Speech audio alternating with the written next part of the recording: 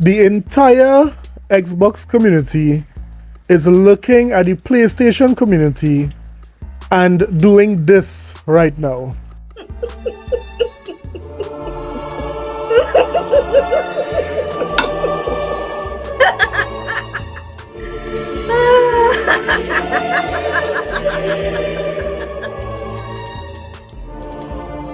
Wow. You see, the four horsemen of the pony apocalypse, they would have been peddling their propaganda throughout the Twitterverse that, Xbox is going third party, and, all Xbox first party games would be coming to a PlayStation platform. But after that Xbox Direct, they got absolutely... You get nothing! You lose! Good day, sir! I love it. Now the Sony community have been saying that, Xbox is going third party. All their games are going to PC, cell phones, and other consoles. But while the Sony community was, looking at the Xbox house, they did not turn around to check their own house to see it burning. There is computing. Users will be able to play their favorite games seamlessly. Gamers will be able to find a place to play in different spaces. While PlayStation will remain our core product, we will expand our gaming experiences to PC, mobile, and cloud. Gotcha. Gotcha. So who is going third party, guys? Well, it's very clear. Who you just listened to there was Ken himself, yes? Kenichiro Yoshida. And he is not like Jim Ryan or Totaki. He is the big kahuna there in Sony. He is above all. And what he is saying is that gamers, PlayStation gamers, would find different places to play their games. He spoke about the PC, he spoke about mobile, and he also spoke about the cloud. So according to Kenichiro, PlayStation has officially gone third party. PlayStation has officially gone multi-platform.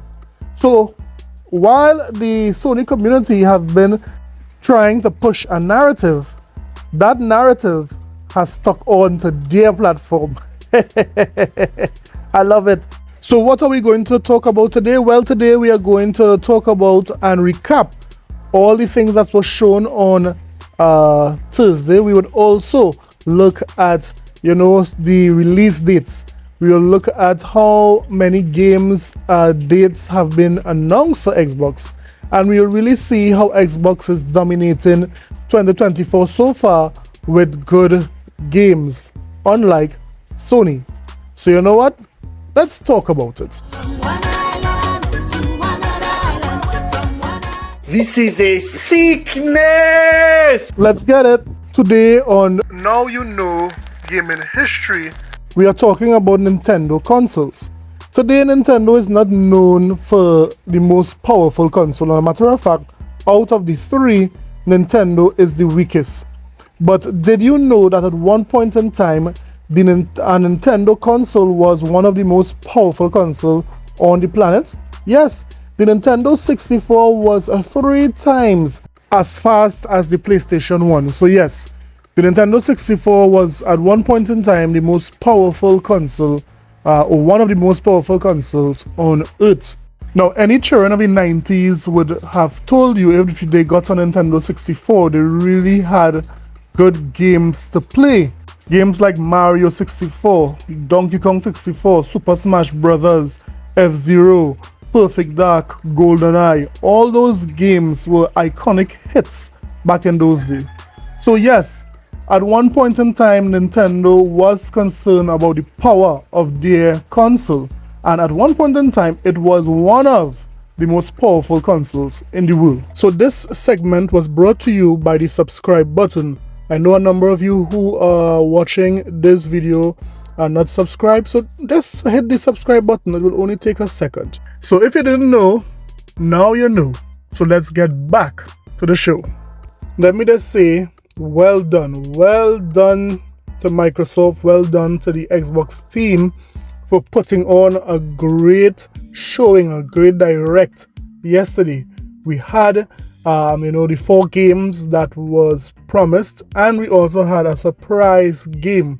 So now we have a clear idea as to how Xbox 2024 would be looking.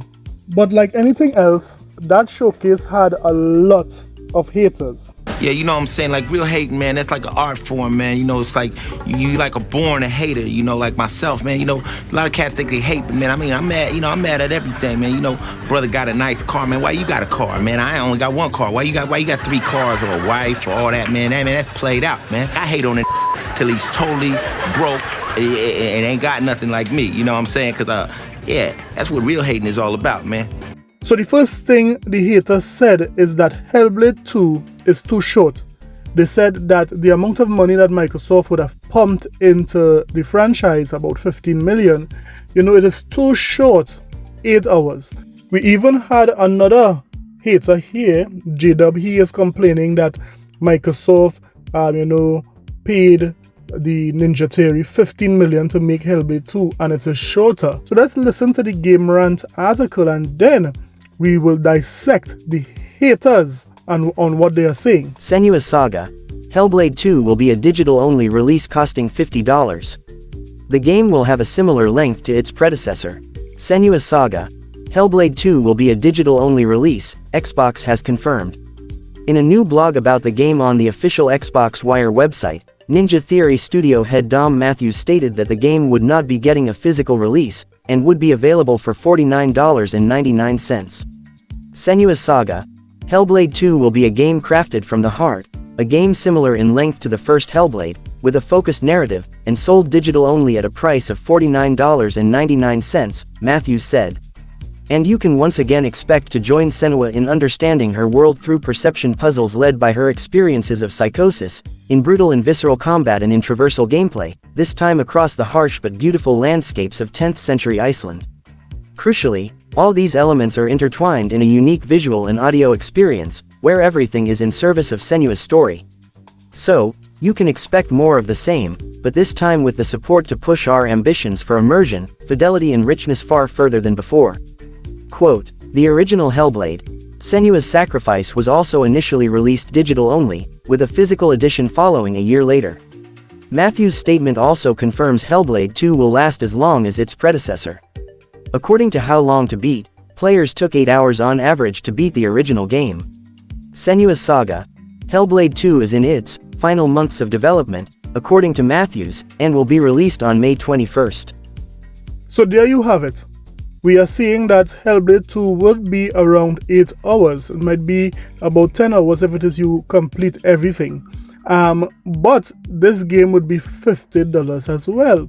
The thing is, how could the PlayStation community complain about this when Spider-Man 2 cost over $300 million to make and was only 12 to 15 hours long? Yes, even if you 100% Spider-Man 2, it would only take between 12 to 15 hours long. Is that justified after spending over $300 million to make? Come on guys, come on ponies, stop being hypocrites. Let me hear what you think about Hellblade being 8 hours long for $50. And remember that this game is not one of those big budget games. It only took around 15 million to make. The next complaint is that Indiana Jones is third person. Now this game look phenomenal. It looks action packed. It looks like it will be a good game when it comes to puzzle solving. And Machine Games really did do a good job, and we know as the time goes on they will continue to polish, they will continue to add new elements and so forth to this game. Well, the haters are now complaining yet again. This game is third party, it should not be third party. Well, if it is, you would have listened to what the producers said, Todd Howard, and the developers. They said they wanted you to feel like Indiana Jones. So since the first film came out, Indiana Jones has always represented the ultimate adventure. Even today, it's one of the most iconic franchises in pop culture. In this game, you aren't just playing as Indy, you are Indiana Jones. You will see through his eyes and experience a journey that we hope lives up to the proud legacy of Indiana Jones. The game is all about putting you in Indy's shoes, letting you see and feel what he sees and feels. For us at Machine Games, we do that best through first person. It's the ideal perspective to bring you into the rich, exciting and interactive world we've built. We believe that being up close and personal to the adventure is key, making each action feel like your own. Whether it's cracking your whip, being in that first person view, you can feel like Indiana Jones. In addition to that, what they said, they have like a hybrid, so it's not only third person, it's not only first person, sorry, it would also switch to third person when it is you're climbing, when it is you're doing and performing different acts. So it's a hybrid between first person view and third person view. Well, you know what, let me hear what you think about Indiana Jones being third person. I'm not seeing anything wrong with it. The game looks phenomenal. No doubt this game would do well for Machine Games.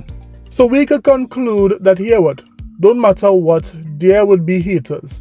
They hate on Avowed. They said Avowed, fighting mechanics looks like a cell phone game. They hate on Palworld. They say Palworld is too kiddie. All of these things the Sony community is saying about the games that Microsoft is producing. But if it's one thing I would say, Microsoft is really building a diverse lineup for all to enjoy. But that is the end of it. Let me hear what you think about the show. I will give the show A+. That would be around 93 out of 100, or 8 to 9 from the 1 to 10 scale. Let me know what you would have given it in the comment section below. Don't forget to like and subscribe for more videos. I'll see you guys in the next one. Later.